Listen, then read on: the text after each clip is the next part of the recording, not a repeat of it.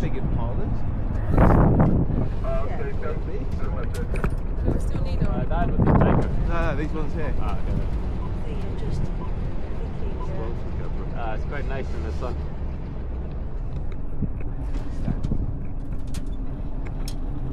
Quite often, so this is a little bit different here because of the variety of trees and bushes and things, and the amount of grass. It's not so much of a clear thing, but when you get into areas where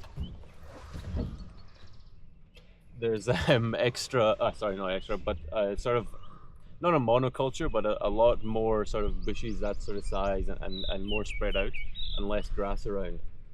You see something called the browse line.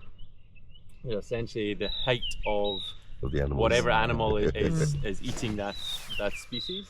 So you get them for giraffes, you get them for kudus and impala and things. So you can see that sort of, you kind of see the browse line there of where it was feeding.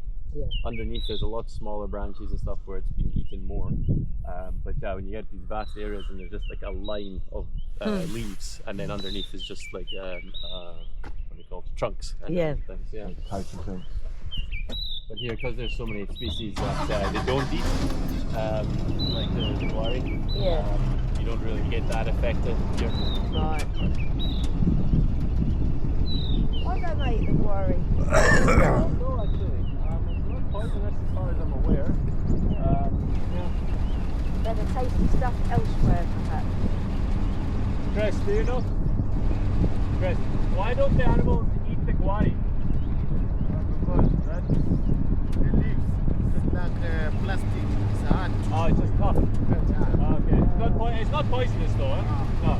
Okay, so it's hard and plasticky, yeah. Even the fruit you can skin them. Yeah. Something like it. Worked out it's all there and it would be the only one, and it'd be like one animal, like the pandas.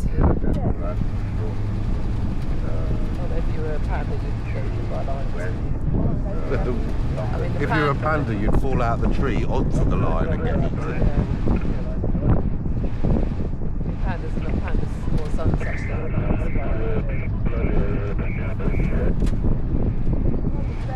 What my food goes so quick, all pandas in it, and the amount of food they eat.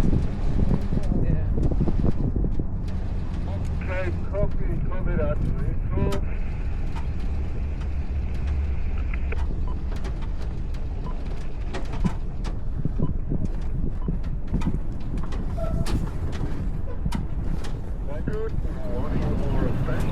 Starting to come into life, isn't it?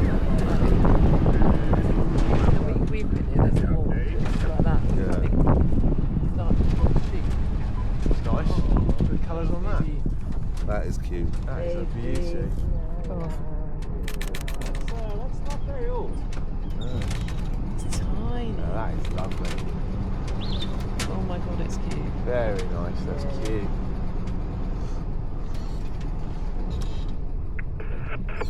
Good morning for John. Yeah, a couple stations out. Only update is that in Glovo or somewhere around Bunker side, if I'm not mistaken. I just got some Nikolai, I'm not too sure on that block. This thing that's coming in from the south yesterday. Morning breeze.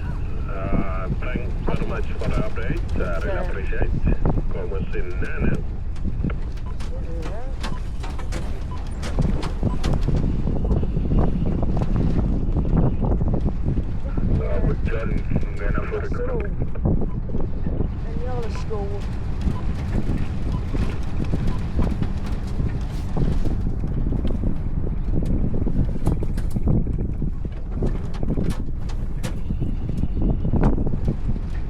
So the residents allowed on like these tracks or not? No. The residents themselves are allowed on the Meditlo area, which is the residential area. So basically, if you see any signposts that have the road name, that's Meditlo, and that's the residential area. And then I don't know if you've noticed, but there's a few signs around that sort of say no entry. Yeah. Baruti wilderness and things. That's essentially where they aren't allowed to drive, but we are. Yeah. And at no point is a resident allowed to off-road.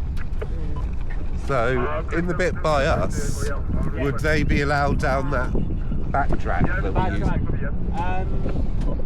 Is that off-road or on-road? So it's on-road, but it does come from a private stand. Ah, okay, yeah. So yeah, I'm not 100% sure. The game vehicles, we kind of have an agreement that they are allowed. And depending on some of the residents we have a good relationship with. Yeah. Which is fine. Which generally not. It's actually quite restricted. That's sort of semi-fresh, isn't it? So that's I think that's the kudu that we saw On day like one. Oh, yeah. because that was just over there. Yeah. So I think this guy's been pulled Yeah. by possibly by the hyenas. Well, they've got no maggots on the old corns yet. No, so it's much fresher. Yeah, it's making me want to Put it up on your wall. nab it. Yeah, I would want that, to be honest. Can you take it? I don't actually know what the protocol is. Yeah.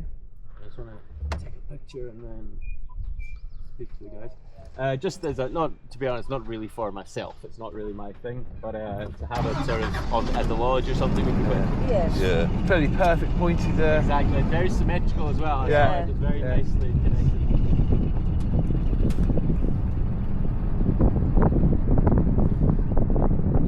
And yeah, and then so there's also then landowners. So they're not necessarily on the residential side.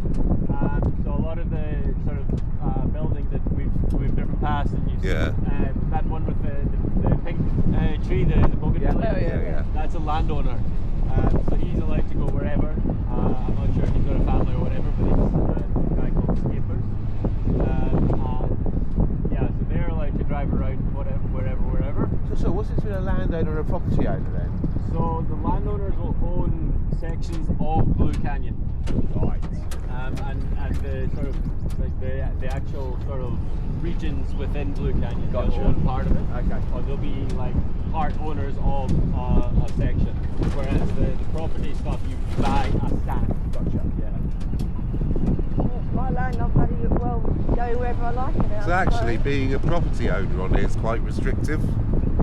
It is restrictive, but Medito is quite big, and we do get some really cool sightings. Yeah, I guess. You can see most things when you pass your front door. Yeah. Yeah. Long enough. I'm not 100% sure on this, but I believe that if you come to an agreement and you pay extra levies, and you have a game vehicle, you may be able to get extra access. Makes sense. Not in a sort of not in a regular vehicle, but if you've got one of these OSVs, open safari vehicles, Yeah.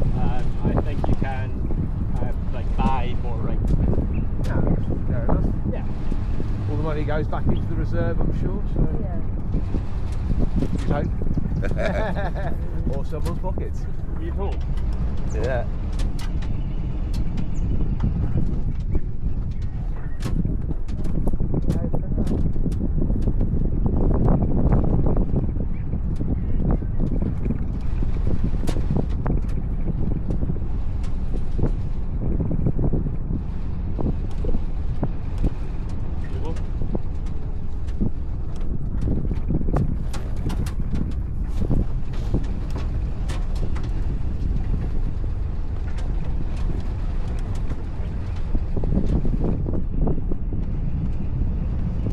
Sunglasses out in a minute.